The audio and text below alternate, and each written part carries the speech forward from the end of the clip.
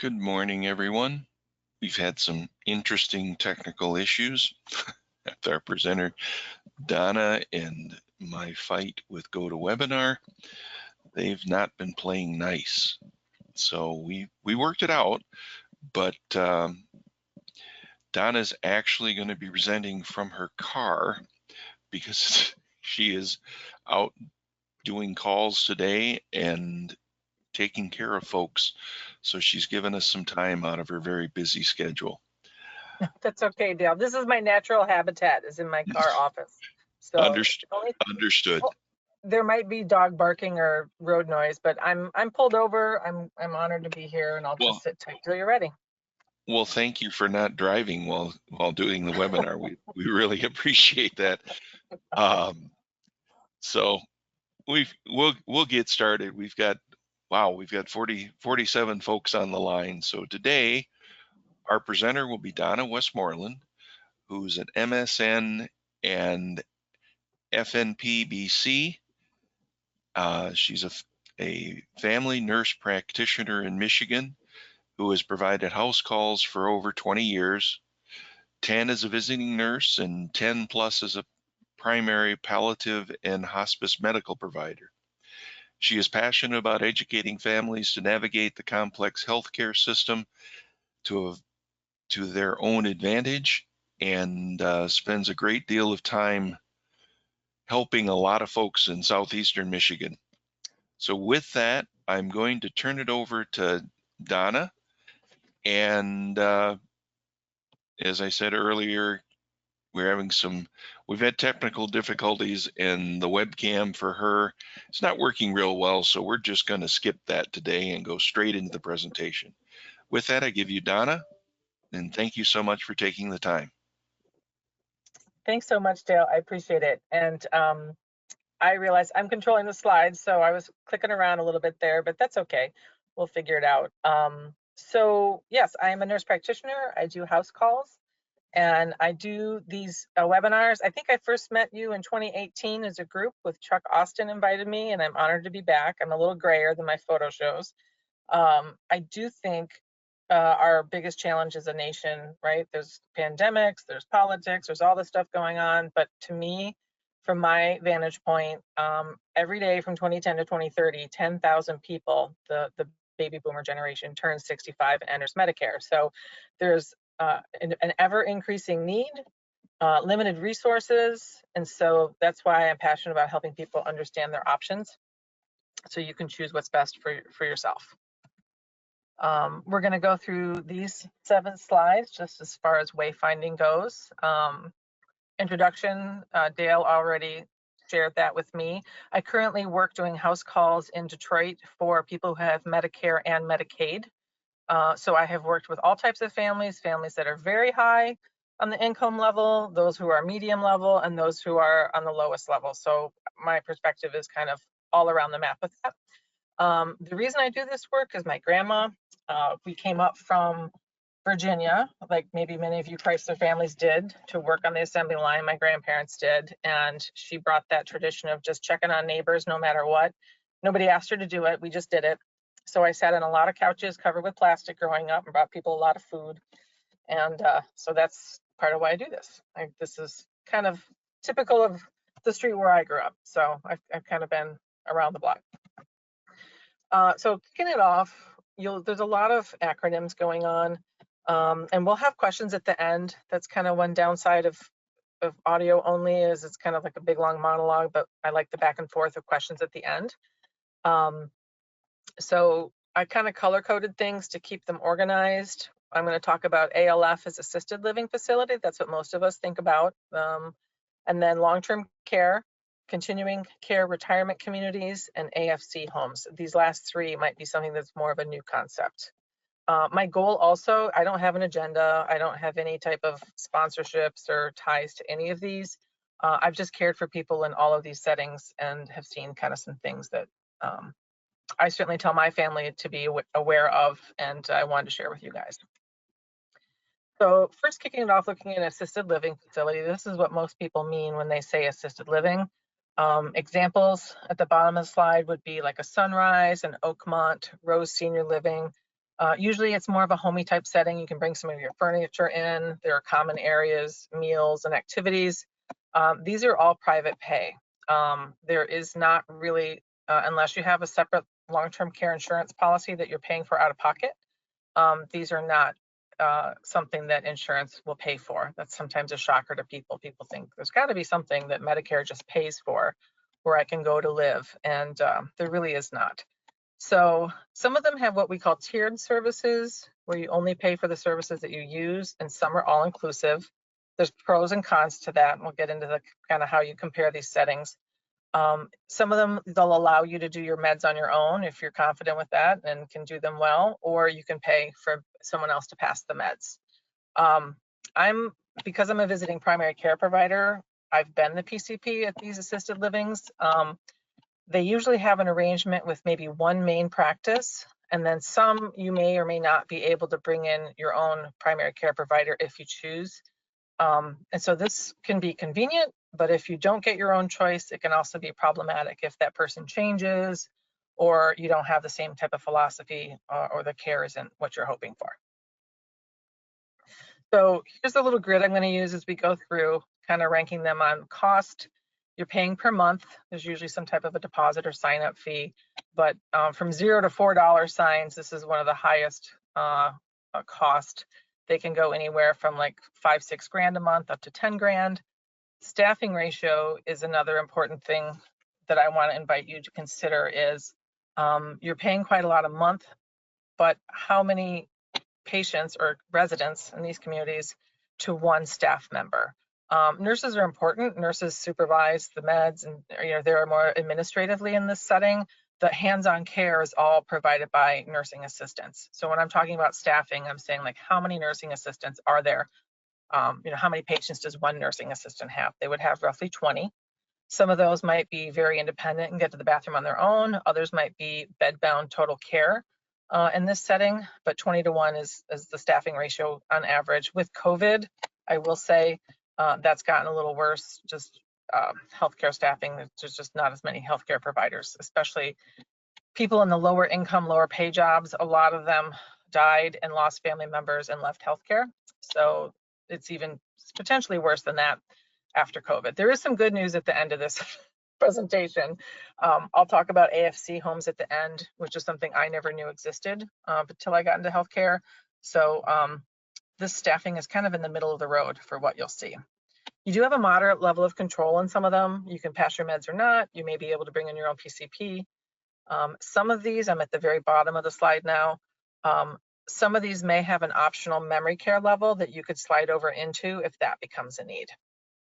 And then the asterisk here, it says you may be able to choose your PCP, your primary care provider, and services. So over here on the right, I have a list of what am I talking about when I say services.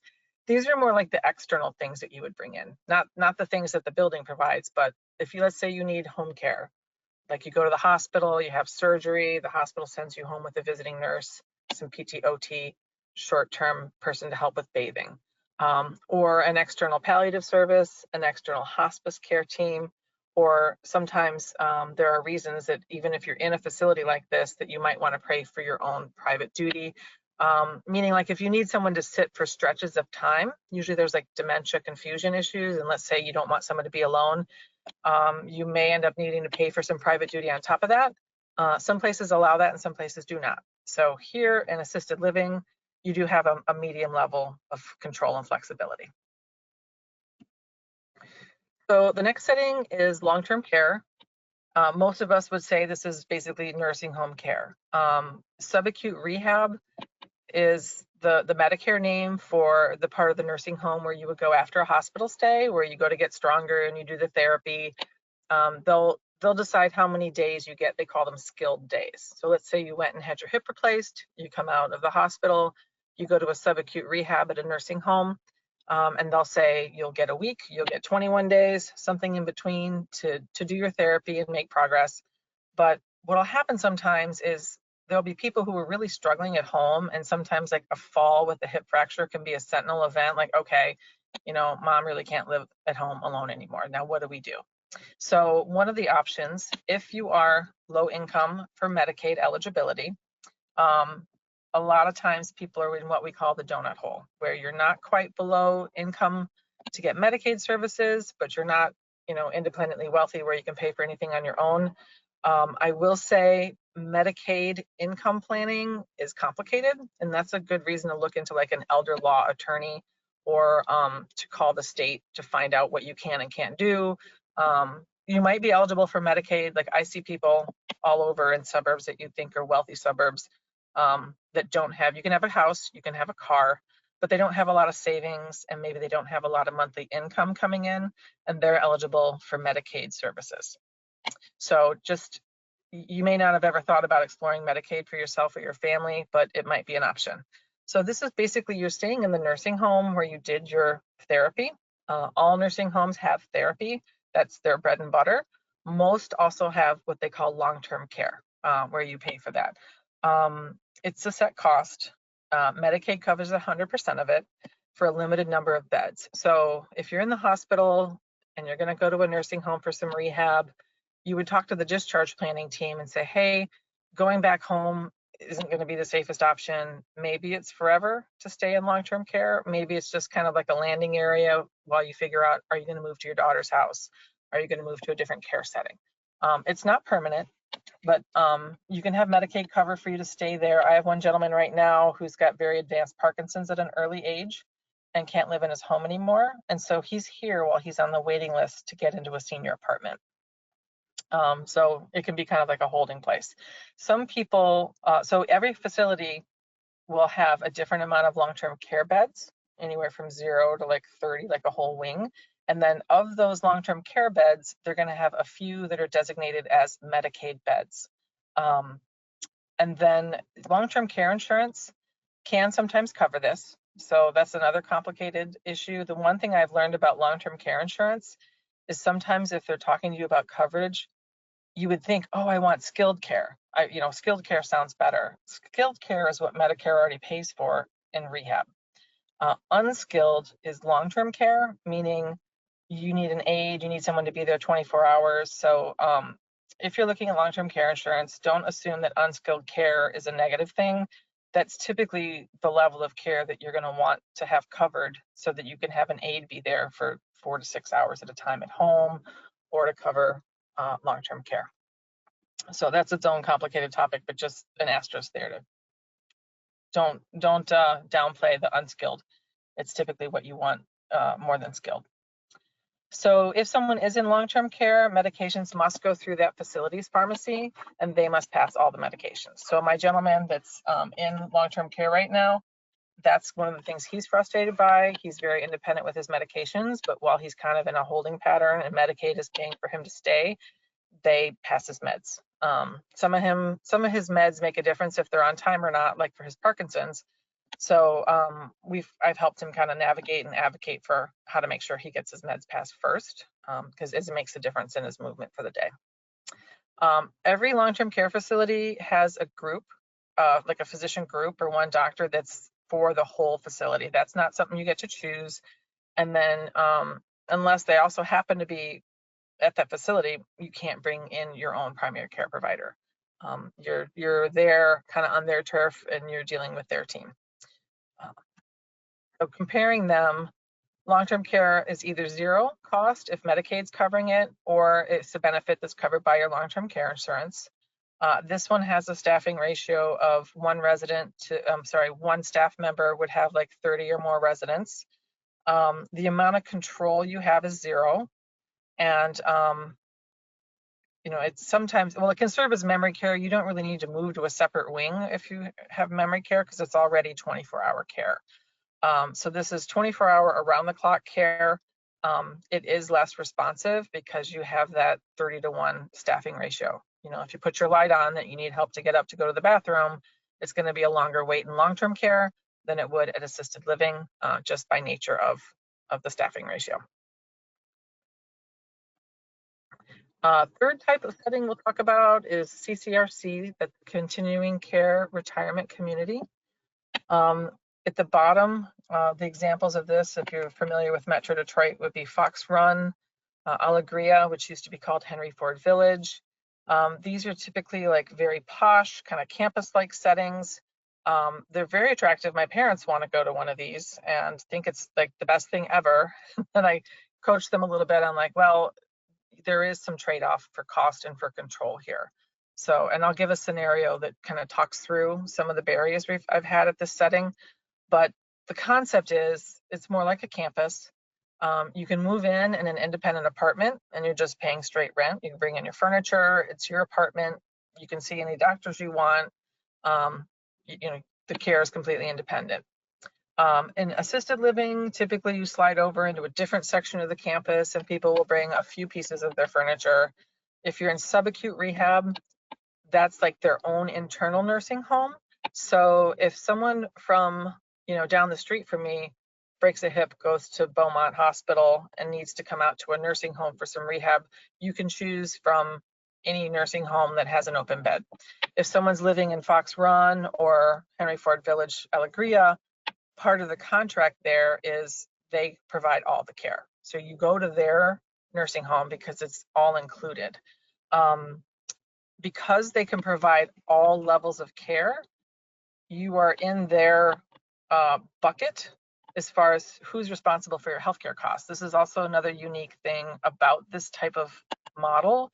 So let's say I am the owner of Fox Run and I want to welcome people into my community. I'm going to have some people that have low healthcare costs, some people that have high healthcare costs, and some that are in the middle. Fox Run is paying for all of those costs and basically betting on themselves that they can provide good care and keep the cost, you know, sustainable, where they can afford them and provide the care that's necessary. So it's almost like they become an HMO that is a little bit of a gatekeeper because they're the ones that are footing the bill. So they do have a physician group that's there that you use. If it works well, things can be just fine. Many people live in these settings and have no issues at all. But one thing I will say is Henry Ford Village, if you guys are familiar with that, that changed hands. It's now Alegria. And like I said, I'm neutral. It has gone downhill considerably. So there are people who had signed on when it was Henry Ford Village, and now it has changed hands, and they are locked into a contract because Henry Ford is allowed to sell to anybody. And these families are having to deal with the changes in the staffing, the changes in the care levels. So this is why when my parents say they want to sign up for this, I tend to say you may want to rethink that and keep your control. The other thing that I'll show you here on this slide is they are the most expensive venue. It's very expensive to buy in. Like I think I heard Henry Ford Village, when that was the name of it, was like $300,000 to buy in. And then I believe you're also paying monthly, like for your rent or for your services. So, you know, check the costs, basically what's included, what's not included. But most people will basically take all of their retirement savings or sell a house to move them into the CCRC environment. The staffing varies completely. You're either independent in your apartment, but you'd still have to bring in someone private duty. Like if you wanted help, but to stay in your apartment, that's not included. If you need a little bit of help, then you slide over into assisted living.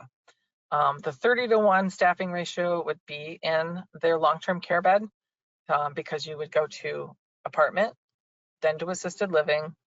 Then let's say you go to the hospital, you come home after a hip fracture, you go to that community's skilled nursing right on site. And then if need be, you'll either improve enough to go back to assisted living and be kind of semi-independent, or you would move into their long-term care facility side where you're basically in a nursing home type setting with that 30-to-1 staffing ratio. Usually that's long-term. Most people don't graduate from that. That's kind of like their physical decline is happening there. Control, I put control down as less than 0 because one of my scenarios will show this family I helped. It was a hospice patient of mine. They were actually locked into this facility's contract, worked with their legal team to see could they get out of it. They were actually considering like sneaking their dad out to take them to one of their homes. It was heartbreaking. So this is one of the biggest things I want you to take away from this is there are beautiful facilities, lots of furniture, lots of, you know, the amenities can look fantastic and that's what they really play up to. But the downside of that is the cost. And then you are giving them basically control over all of your healthcare, which that's the biggest issue I have with that. They do have memory care if it's needed. It would just be in their long-term care, more like a nursing home setting. And then, you know, I'll be biased and just tell you that in my experience, these little AFC homes have a branding labeling issue. Adult foster care home, it just doesn't ring, you know, it just sounds like something that's not really ideal. But this is the way that they are licensed, at least in the state of Michigan. Other states, I know Texas and Pennsylvania, I've had family members kind of go through this process. They have something similar. So there's an area agency for aging in every state. That's a federal program. So I can help you find out how to, if you're in another state, you can send in a question and we'll help you find out how do you get in touch with like your area agency on aging. That's like a neutral resource library that's provided by, funded by the federally funded. So for an AFC home, a better name for it is the senior group home. AFC is the type of license, they are licensed. It's a house. It's a house in a subdivision. So you drive by these all the time and you don't even know it. They probably have a van in the front and maybe like a circle driveway and a ramp. But these are all scattered throughout neighborhoods.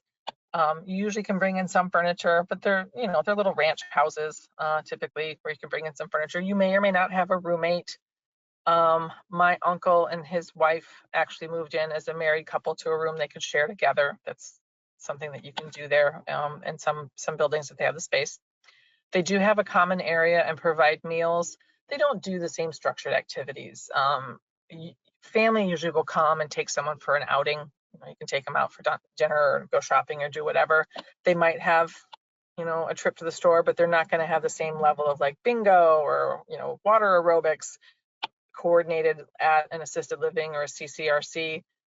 You basically would probably have to find things in the community or on your own, but you're free to come and go. It's your home. You can do any activities you choose. They are all inclusive. There's no tiered option. I've heard families say both. There are pluses and minuses to both. One gentleman was like, I don't want to be nickel and dime every time I have to add a services for mom. They just keep turning around and asking me for more money. And I said, okay. I said, well, the other way to address that is you're all inclusive from the get-go. So maybe your mom only needs 3 out of their 10 services. And instead of giving you an extra bill when she bumps up to 5 services or 6 services, you're just paying for all 10, out of the gate. So I personally think tiered is better. But these homes, they're already passing your meds. They have a pharmacy where the meds go to their pharmacy because that's what their license requires, and they come in those blister packs. So they just come through and pop the meds out of the package and they pass them that way. They all have 1 or more visiting primary care doctors. You have a right to use your own PCP and services in these little AFC homes. And so I love providing care there because they're not locked in to somebody. I can see people if they want to be seen. If they want to see someone else, they can see someone else. And you have your own choice of if you want to bring in a hospice agency or if you needed home care after surgery, you can choose whoever you want. There's nothing that's tied to that. So, like I said, you probably drive by these all the time. And so here's the grid to compare the AFC homes to the others. It is still something that you're paying for month by month. I have had really good success referring families to a care finder where they would just take the first month's rent or the first month's fee and they collect it. So it's kind of like an apartment finder. So a place for mom, next steps for seniors, care patrol. These are places that you might have heard of that would help you find an AFC. One kind of unbiased thing I've seen is a place for mom tends to give you a list, and they include all types on this grid: assisted living, CCRC, and AFCs. And you basically kind of go and do a self-guided tour and check them out yourself. Like when I used this in Texas for my uncle, I talked to her, explained his needs. She called ahead to the facility and set an appointment. But then my uncle in Texas, who could drive, this is for him and his wife who had dementia, he had to drive himself over there, say, hi, I'm here for my 11 o'clock appointment that Margie set up. And he gets his own private tour, but there's no one there to help him compare. And then if he chose to go there, then Margie gets a commission. And, I don't know, it just didn't sit well with me. I'm like, okay, you're doing 10 minutes of phone work and you're getting paid, I don't know, $5,000 for his first month's rate just because you made the appointment for him. I didn't like that.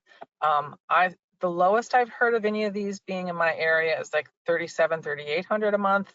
The high end would probably be around $6,500 a month. So they are cheaper than assisted living. The staffing ratio is where I think you can't beat it. Where in life is something going to cost less but give you more value? The way they can do this is just one little independent home. It's not a big brand name franchise. They're not spending tons of money on the furniture. They're not trying to be glitzy. So the way this license works through the state of Michigan is that you can have no more than 6 residents. And like overnight, they might have one person. During the daytime, there's usually 2 people, like one person's cooking and maybe passing meds and someone else is giving personal care. So you'll have people that are pretty independent, like my uncle. He can walk and talk and drive, but his wife is dementia, bedbound, but also wanders from time to time. So she needs a little more hands-on. And you can be in an AFC home all the way through end of life. There's nothing they can't handle. And assisted living, on the other hand, you can get to where your needs are so complex, like if you needed a ventilator, if you needed, long-term catheters or ostomies or things that you couldn't manage on your own. Assisted living, you maybe could pay a higher rate or bring someone in. This AFC home, they are designed to handle everything that could possibly happen to a human all through end of life. If you would do it in your house, you can do it in their house. So that's a good way to think about it. It also serves as memory care as needed, both for my great aunt was in one of these in York, Pennsylvania. She got a lot of agitation with dementia, and I got to work with their hospice provider and say, hey, maybe try this, maybe try that. It was very collaborative. She needed memory care. Basically memory care means someone that's able to handle the agitation and wandering that comes with dementia, and in a secure where she can't just walk out of the house. So that was a great option for her. So here's my slide. I talked about how appearances can be deceiving. Really, this to me is what you'd see at like a CCRC, like a Fox Run or a Henry Ford or Allegria, where they've got very fancy dining room. This is kind of the image they're presenting, versus an AFC home, cozy. Maybe the furniture's a little out of style, maybe a little worn. I would rather have a clean, better staffing ratio, and a more homey environment than something glitzy any day. So I think I talked a little bit about this when I was talking about CCRC. So it is simpler to be all-inclusive, but it's costly. You're paying for things that you may not need now or ever.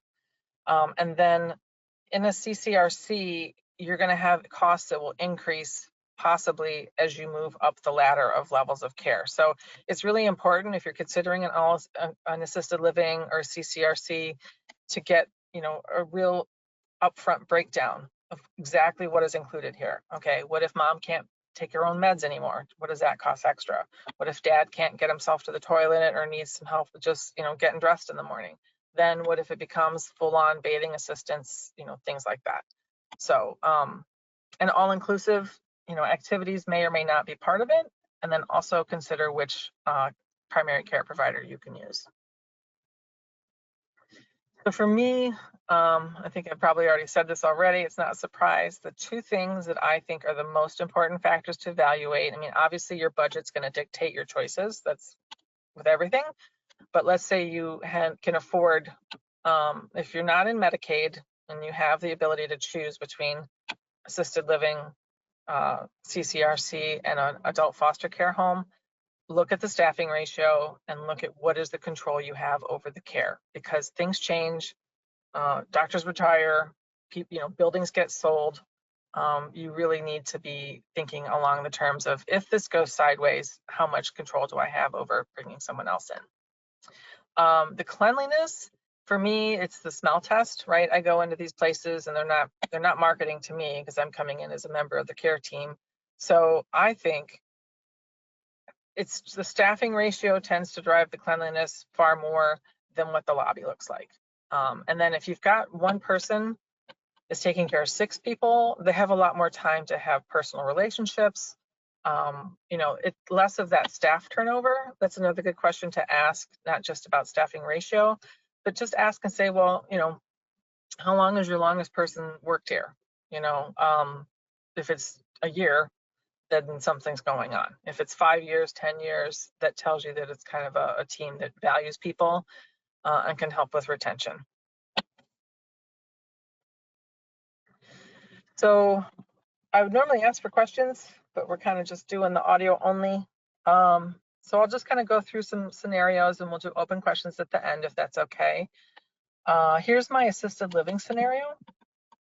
Beverly moved in and she was really, really active. These are not the actual photos, but they're actual people. So this is kind of close to, it's a stock photo from the web. So when she moved in, she was really involved in a lot of the activities and was going out all the time, but then she started wandering.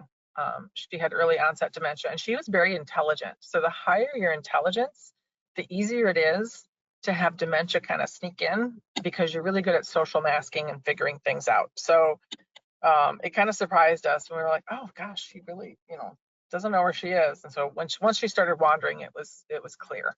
The assisted living she was in did have a memory care wing, so she was able to stay in the same building. They typically have another staff. I believe the doctor at this building that she was using took over because they were a closed memory care unit. Some memory care units are open, where if I'm your nurse practitioner seeing you, you know, for regular every 3 months assisted living visits, and then you move into memory care, I could follow and come see you in the memory care once a month. Is typically how that changes. Other buildings have what they call a closed memory care, where if you move in there, you're using their team and their physicians, and so those patients I would transition over to the memory care team. And she did see the PCP in the office when she first moved to assisted living. She was already there, but it was harder and harder for her to get out. So when I picked her up, she was living in an assisted living facility. It was harder.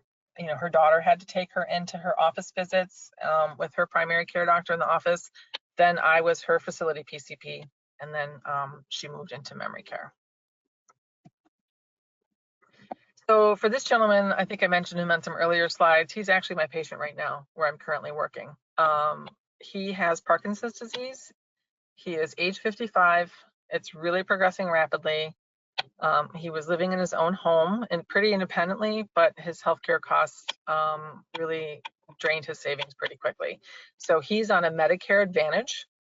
So that's who contracts with our company. Our company is hired by these Medicare Advantage plans where they become kind of all responsible. If they can take good care of you and reduce costs by doing a good job, they share in what they call shared savings. So it's kind of like you hear those investment advertisements. You know, our clients do better when we do better when our clients do better. That's the same concept with these Medicare Advantage plans. Is they'll provide the services like a little bit of money a month for food or utilities or you know, additional services. And so the company I work for right now is an additional service. We do house calls for this Medicare Advantage population.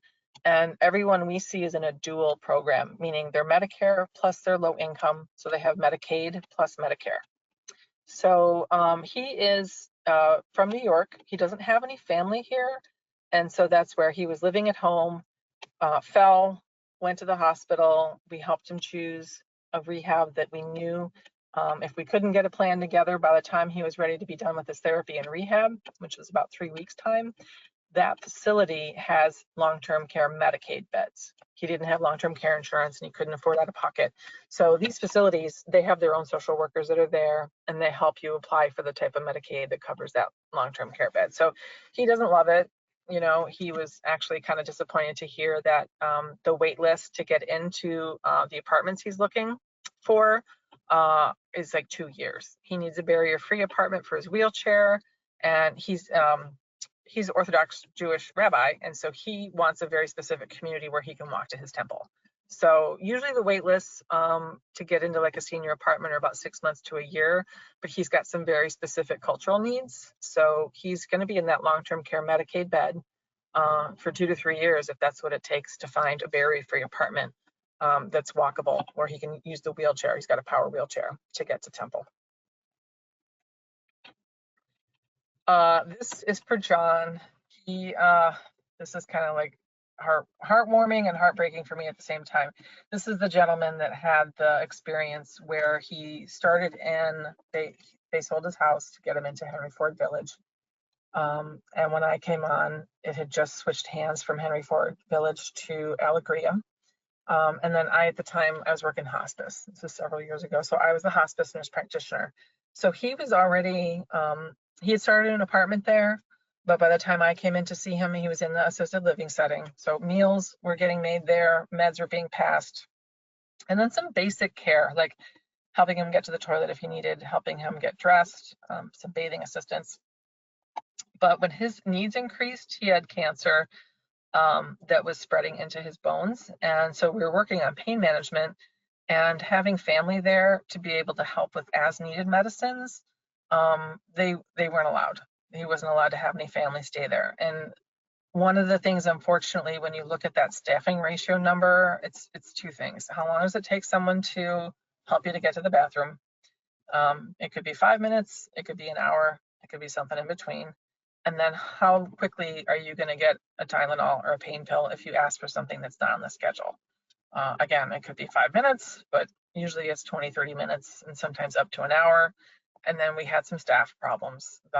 They were mismanaging his meds, and it was just a mess. So the next thing that we looked to do is, and he needed a urinary catheter because moving around a lot to change his brief and get his toileting taken care of hurt his spine. He had cancer that moved into his spine. So it was really, part of it was pain control. He needed to sleep. He needed to be able to void his bladder just into a catheter instead of having to get up and get to, it became a real production to get him even to a bedside commode. For comfort and quality of life and for pain, this was the best way for him. And they would not allow that in assisted living. They said, nope, you can't have assisted living, and you're not really sick enough because you can get to the bathroom for our long-term care bed. So he was kind of stuck in a rock and a hard place. And I fought and fought and fought. He ended up having like an external catheter. Those are never ideal. We kind of made the best of it. This is a situation where the family considered like sneaking him out.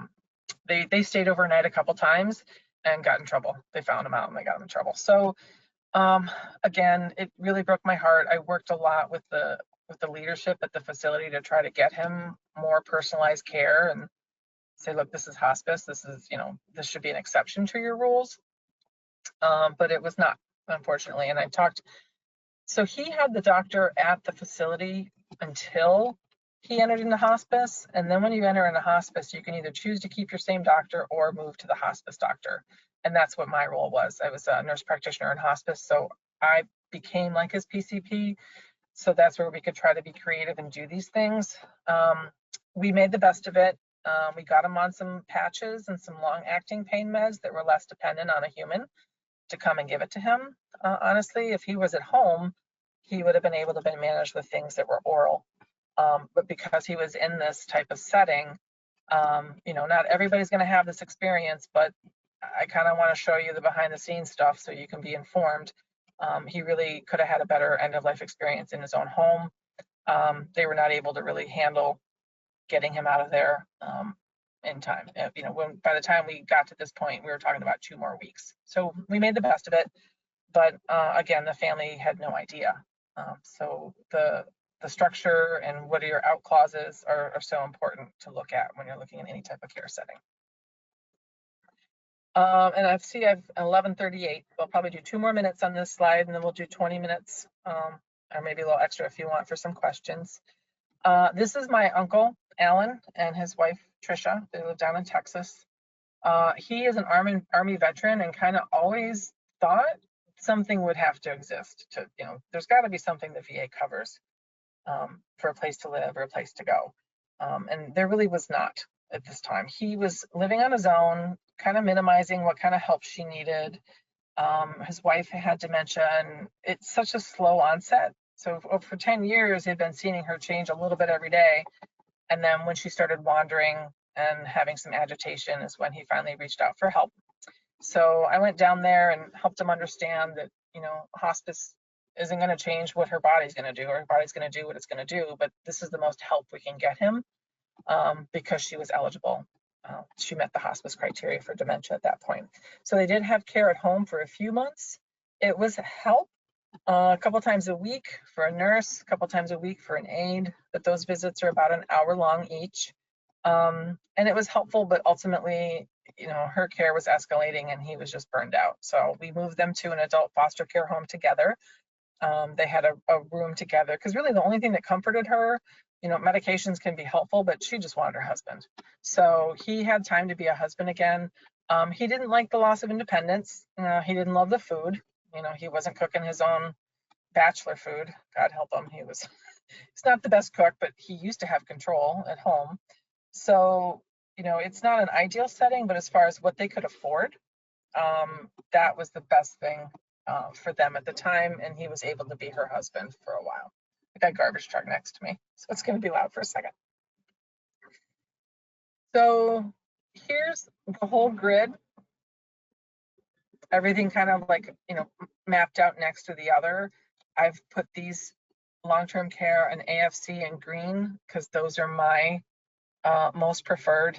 A lot of times if you're low income and on Medicaid, this is really something that is a long-term option. The staffing and ratio is not ideal, but it's the best that the government will cover if you are on Medicaid. AFC to me, if I'm looking at paying out of pocket for anything, I would not consider anything else. I will give a I don't know, unsolicited plug. The one team that I referred a lot to in Michigan is called Care Patrol. I believe there were other parts of the country, and the difference in Care Patrol is this. They will meet, let's say I have a patient, I found them when I was in the hospital, I was working in the hospital palliative care, and we would have a husband and a wife, and he's 80 and she's 81, and he can't take care of her anymore. They're looking for something for her to live. Care Patrol would go organize these visits and appointments, and they would pick them up. They would pick up the spouse, drive him around, take him in and out of these places, talk to him about, the pros and cons and their needs. Like, they were really hands-on. And that to me is what you should be doing if you want to receive the of an AFC home, right? They know the communities. They're not really biased. They get the first month's fee from any community. But when I had that one service in Texas just say, we'll make the appointment and make sure that I get credit for the appointment, that did not sit well. So I'm going to give a free plug to Care Patrol. They were fantastic. And so there's never a cost. There's never a cost to the people that are seeking care. If you just choose a place that they show you, they get the fee. And then you're not obligated.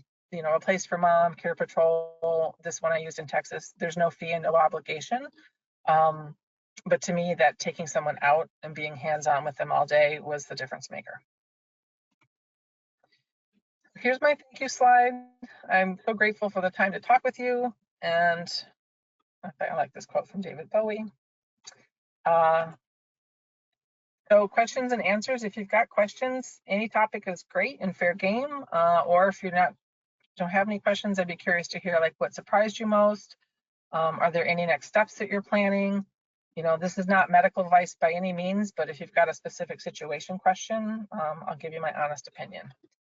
So Dale, that's the end of my big long talk. How do we open up for questions? Well, we've got some questions lined up already. Okay. What are the concerning home diagnoses that healthcare insurance carriers are submitting to Medicare? I have not read this article. I am curious about it. So if the asker's on live, I'd be curious to ask a little more. What I'm wondering, well, first of all, is the person who asked the question on the line? Yes, I think he's still on the line. Okay. So my question would be, did you have a visiting team come to the house and do like a deep dive into diagnosis codes and then turn those into Medicare? And these are things that the primary care doctor hadn't really delved into? Is that what you're saying? Hang on a second. I will actually let's see if this works. No, I can't. I need to, well, I can move him over. Sorry, Dale. No, you're challenging me is what it comes down to. That's okay. You get the patience award. All patients with like a CE, like endurance. Doug, I sorry, Donna, I didn't mean to interrupt you. Doug, if you're, I'm going to stop clicking there. You're There, now is on that mute. it? Can you hear me? Yes, Yay. thank you, Doug. Yes, there were several long Wall Street Journal articles regarding home diagnosis that were different than the primary care doctor or has provided, that allowed the insurance companies to charge incremental money from Medicare insurance versus what the primary care doctor diagnosed, and that supposedly insurance companies reaped billions of dollars of incremental income as a result of that. Yes. Okay. Thank you for clarifying that. So yeah, this is a new trend in how do we manage this growing group of people with complex needs. There's something new called value-based care. And the old way of care is called fee-for-service. And so the way that we're all used to is you go to the doctor sees you for these 5 conditions, submits a bill, and gets paid for that visit, right? Value-based care is almost like name that tune. Like, I can name that song in 5 notes. So it's these advantage plans. And so I told you I already have a contract, like we're hired by an advantage plan. The one I work for is incredibly ethical, but there are a lot of them that are not, that are out there just scouting for codes. So the way value-based care works is, and this is across any setting, so this is kind of separate from the care setting presentation. The way value-based care works is, on average, the very smart data people know whatever your health codes are and whatever your diagnoses are, it's going to cost roughly X amount of money to care for you every year. Like, how complicated are you tends to equal how expensive is your care going to be.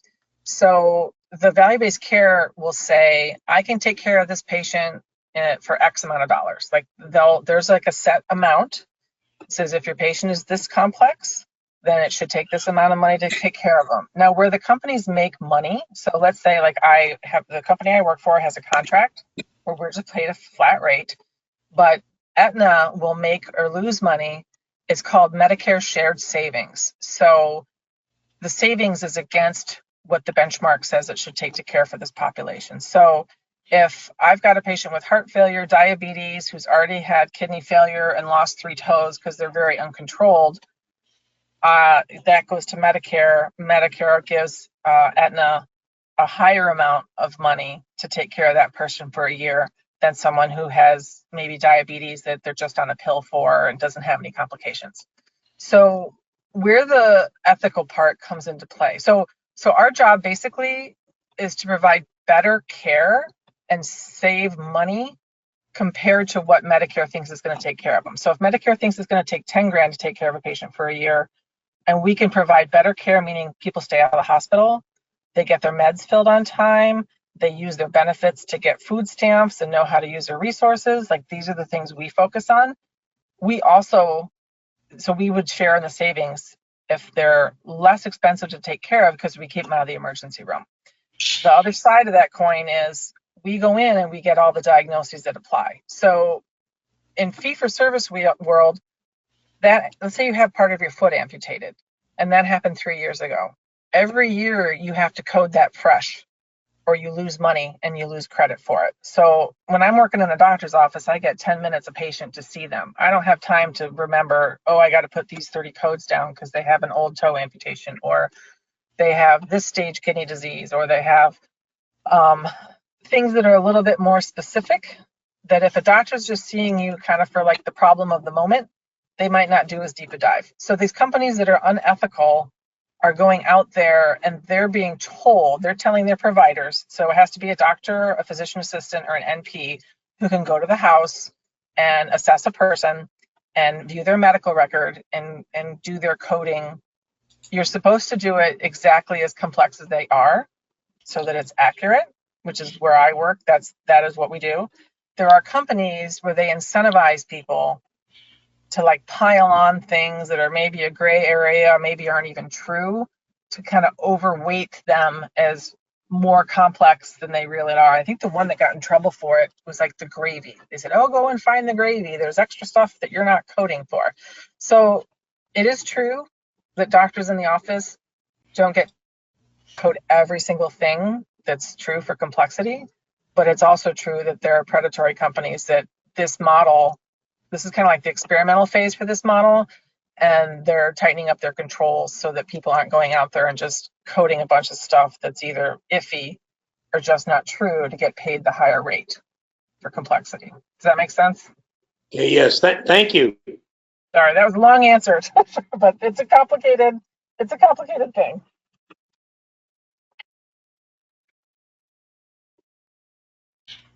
Got the next one for you. Mm-hmm.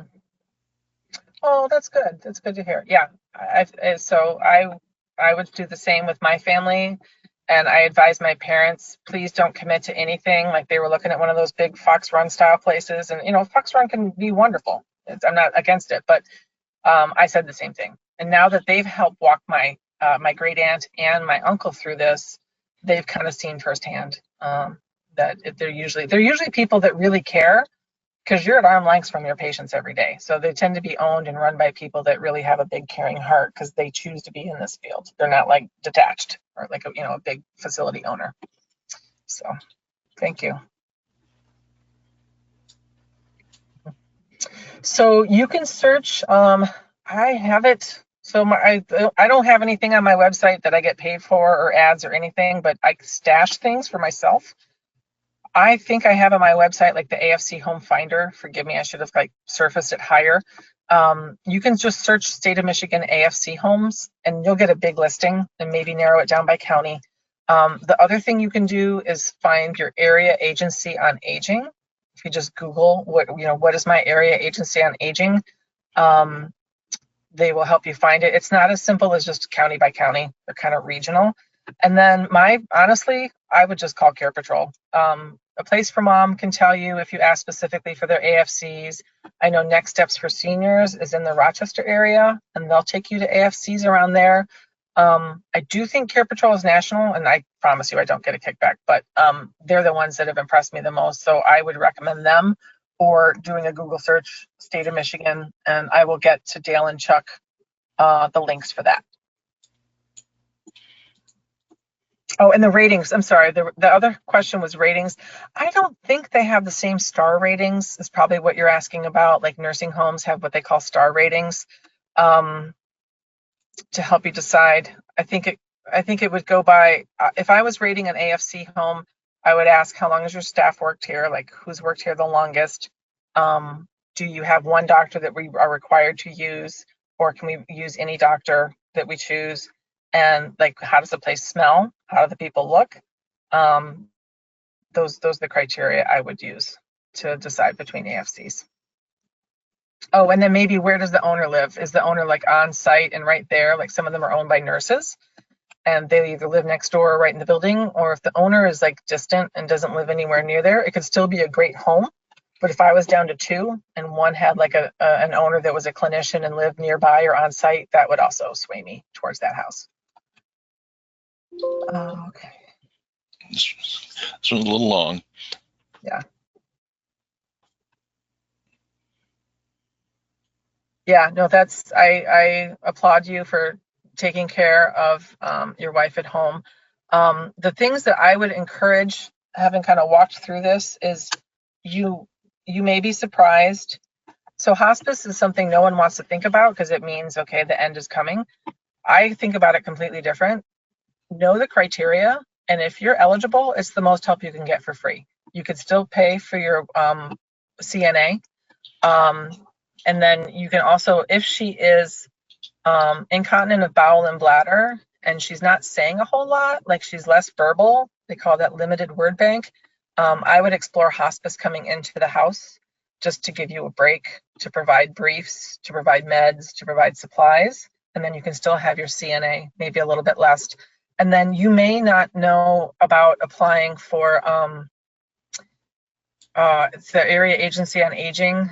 If your wife is eligible for Medicaid herself, some couples will split assets so that the sickest person has the less amount of assets. Again, this is like an elder law thing. Some people who are eligible for Medicaid can apply for what they call a chore provider. And so that's money every month. You fill out the forms. There's a medical form. I filled out about 1,000 of them, and they say, yes, this person is sick enough to need help in the home. They'll say you qualify for 5 hours a week, 20 hours a week, and then they either pay you or they pay a caregiver money. So if you're able to pay private duty, you're probably on the wealthier side. But sometimes if like maybe you and your wife have split assets, that's something that you could go through Medicaid. Is called a chore provider. And again, so I owe you the AFC Home Finder link, how to find your area agency on aging, and then ask for that chore provider program if that's feasible.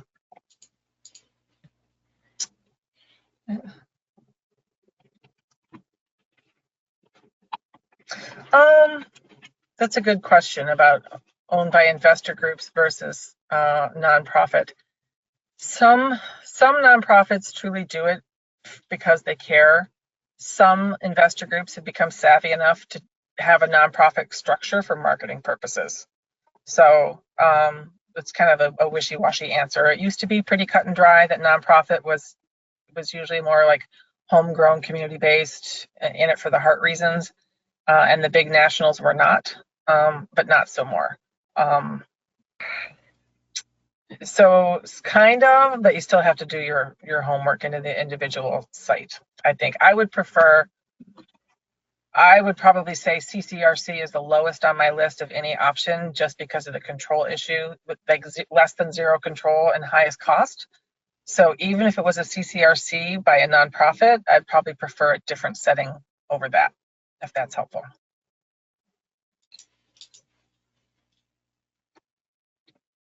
Oh, sorry. Care Patrol. Yes, the second way. It's 2 words, Care Patrol. If you just look them up online, I think you put in your zip code and they tell you. I think they're franchises. They're like a national franchise and someone owns it, and they have like advisors that they'll connect you with. Care Patrol.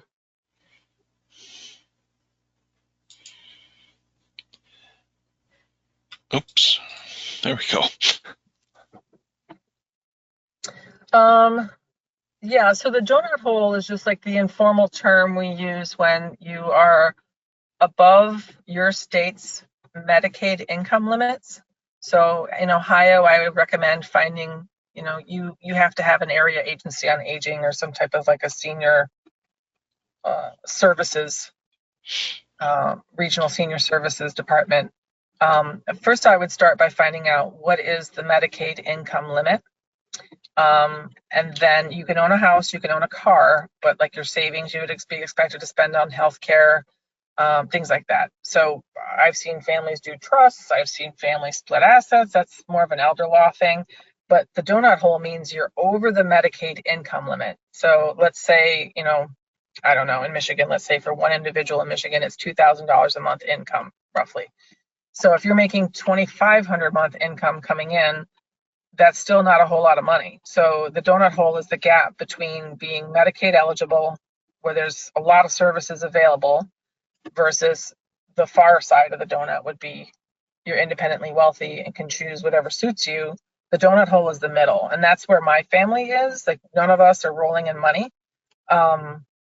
It's kind of like if you worked hard all your life and saved a little, but you're not, Rockefeller, you're probably in the donut hole.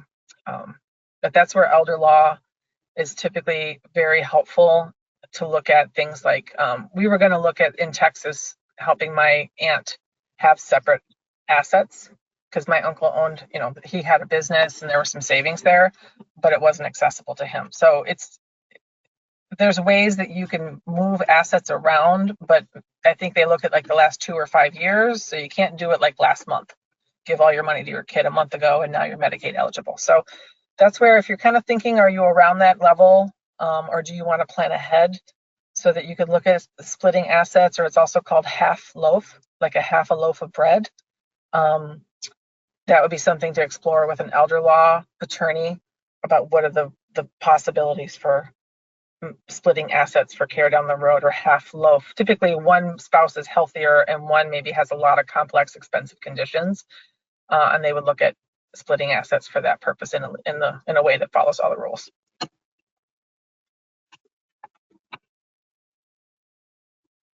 Donna, we've hit the noon hour. If you have time, we have about a half a dozen more questions if you're willing to work your way through. Yeah, it cut out. I'm sorry. How many more questions? I'd say at least 6. Okay. They keep coming in. Okay. No, that's good. And then we can kind of collect them too. If you guys want to collect anybody that I can't get to, I think we did this before, where Chuck, I just answered, sent out an email to everybody. So yeah, we can do a couple more. I have until about maybe 12:10, 12:15. Okay. Oh,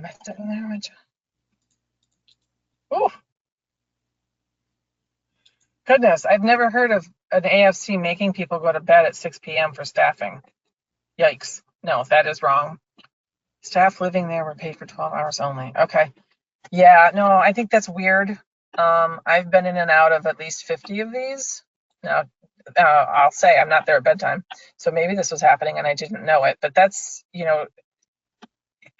so if the staff living there was paid for 12 hours, that mean like between 6 p.m. and 6 a.m. there's no help? That's kind of scary. So they are licensed by the state of Michigan, so I would encourage reaching out to the state to see, like, what, that does not sound okay to me. It sounds like people are like unattended, and then being forced to go to bed is just, that's weird and wrong. And then the nice thing about AFCs is you always have the option to pick up and move and find another one. Whereas a CCRC, you sign that contract, you're there. I don't know if this is a situation that would change at this facility. If that's how they've organized it, I would want to move my family out of something that was doing that. So yeah, my thoughts are that you are right. That is weird. So.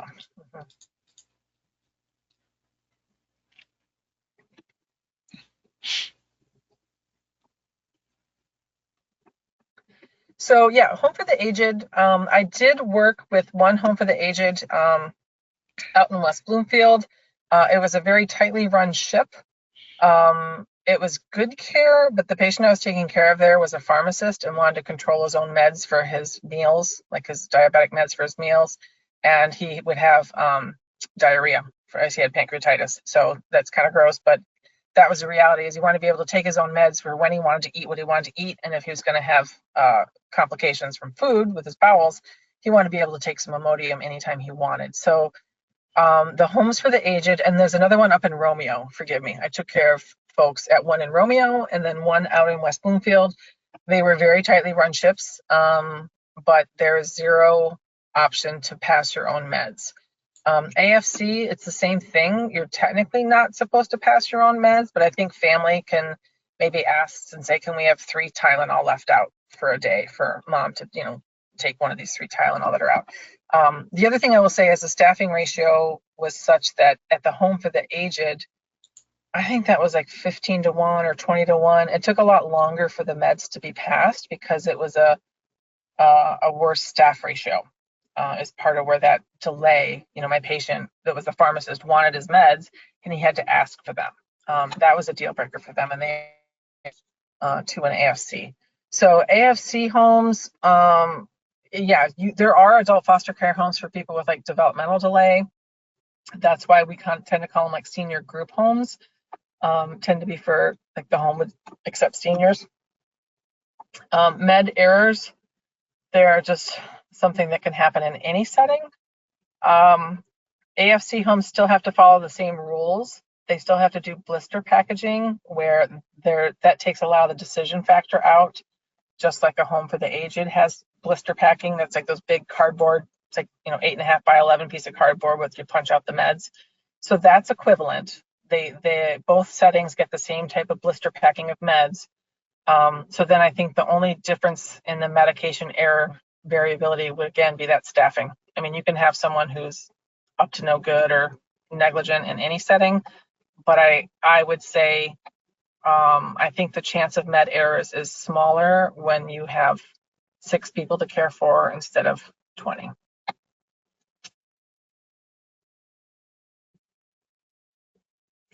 I would say, yeah, they can get into financial trouble. I don't think maybe I'm not understanding like the scenarios, but yeah, if they're not managing well, I think the biggest thing that would cause an AFC is getting staff. And anywhere in healthcare, it's hard to get staff. There's just not a lot of people who are like an aide, a CNA trained available. That would be another question I would ask is, are your aides certified nursing assistants? I believe it is a requirement of the license. I would have to look that up. But I think if they are if you run your AFC home well, where you treat your staff well and you have low turnover, I think that's a lot more stable financially. I think the ones that I see that maybe are struggling more is that the morale and the general tone of the environment is such that people aren't happy or not treated well, and they have a lot of turnover of staff. Plus the whole mood in the place is just a little, if you run it like a boot camp, like making people go to bed at 6 p.m. or whatever. Those are the things that I think could get you into financial trouble if you own an AFC. Sometimes I think it might be helpful to ask, do you have multiple AFCs? Like if they have 3 or 4 in the area and they're relatively hands-on, with their care, that's a good sign that they kind of know the game and they know how to run it well, as long as everything else sounds good. You like the staff has been there a long time. The cleanliness is there. You just walk in and you kind of get a vibe. Are the people happy here? Are we walking on eggshells? I think those are the things that I would say would be the biggest variable. Or like, do they own the home that they're living in? Is it something that they own, or do they have a big mortgage on it? So I think that's kind of variable depending on what's the finances of the house doing. What revenue AFCs are downriver? There's a lot. I actually did a lot of work downriver. I can't tell you one off the top of my head. Again, if it were me, if it was my family, like my uncle might move up here. His wife has died. My Aunt Tricia has died. And he's on his own down there in the AFC in Texas. And so we're trying to decide apartment versus AFC. And I would honestly just call my care patrol person and ask her to tell me because you have to look and see like who has beds. So even if I told you a couple I could remember the name of, they may or may not have space available. So that's where I would start with asking a service, because they know who's got space. And they'll tell you. They're not going to put people in a home that's not so reputable, because that's their reputation too. Their phone number. I don't have their phone number. I'm sorry. And if depending on if they have like a different person for different regions, like I was using the advisor when I was out in Novi area at the hospital. That's the person I worked with a lot. Her name is Carrie, but they have people all in different regions.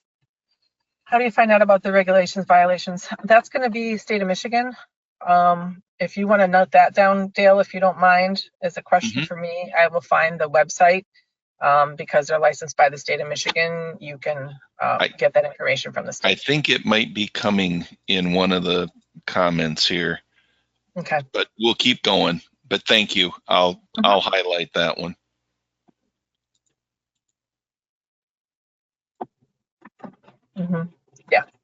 Yeah. So I have never been in an AFC with big hallways like that. That's interesting. I've always been just in the smaller ones, so that's good to know.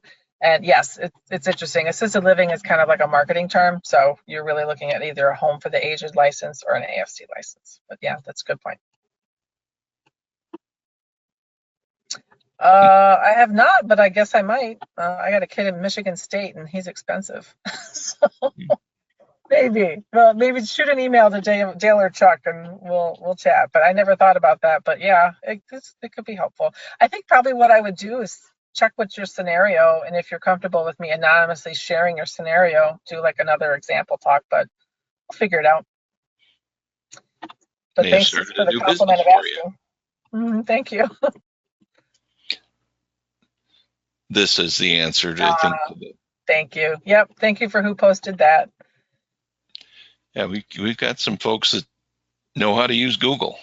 Yep. Perfect. And we've hit 12:10. I think we're going to call this one the last question. Okay. How can we assess if their assisted and memory care is any good? I think I would just say the same questions that I put on like my little grid. Figure out from memory care, is it the facility doctor only? What are their relationships with hospice? That's another service. Like if you're in memory care, a lot of times they will be eligible for hospice. You should be able to bring in any hospice. If you're walking around the memory care, I would be looking for some place where the people aren't, calling out and miserable. I hate to say it, but a lot of times there's uncontrolled agitation. That is there. And when you move into hospice for dementia, you get a lot more options with medications. If you're on regular assisted living or memory care, there are some regulations that you can't put people on certain types of meds for more than 14 days. And that's to protect people from a different kind of problem with being what we would call snowed. Some facilities want to just over medicate people.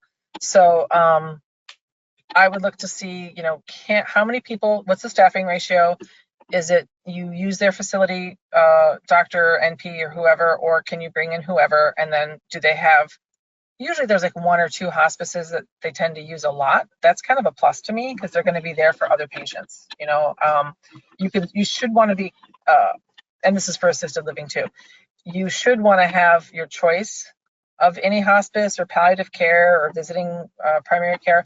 But if you've got some groups that are coming there and seeing other people also, they're just going to be around a lot more than if you pull in an agent. Like I saw somebody pulled in a certain agency because their niece worked there, but there were no other hospice patients there from the whole place. And she went once a month and that was it. And it was out of her area. It was kind of far to drive. It wasn't really a good geographical fit for the coverage area. And so I ended up advising that family and said, well, just, here are the 2 or 3 hospices that tend to take care of most of the other people here, explore them. And then you'll have people that are a lot more responsive and in the building a lot. Yeah, that's not surprising. I think it's probably med errors and abuse, which is very sad and scary, but I have had some patients that I knew were being abused because they were getting STDs or had things that were not transmittable by normal contact. So I've only seen it a handful of times.